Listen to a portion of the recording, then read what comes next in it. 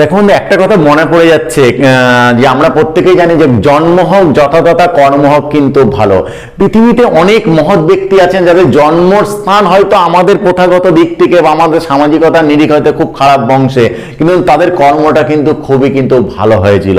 সেদিক থেকে আর যে তত্ত্বটা তোমাদের জানাবো সেটা কি বলতো, যে ডক্টর আম্বেদকরের জন্ম কোন পরিবারে, অর্থাৎ আম্বেদকর কোন পরিবারে জন্মগ্রহণ করেছিলেন। ভারতবর্ষের বিখ্যাত মানুষ, মহান মানুষ, সুতার্কিক, রাজনীতিবিদ, সুবক্তা, তিনি কোন বংশে জন্মগ্রহণ করেছিলেন? দেখুন তো সেটা কি বলতো, গরিব মাহার বংশে জন্মগ্রহণ করেছে। এটা পরীক্ষায় খুব আসে, আম্বেদকরের জন্ম কোন বংশে? গরিব মাহার বংশে জন্মগ্রহণ করেছিলেন। তোমরা শুনলে অবাক হয়ে যাবে যে তখন এই মাহার কিন্তু অস্পৃশ্য জাতি বলে পরিচিত ছিল, অর্থাৎ মাহারদেরকে ছুতো না, খেত না, দেখতো না।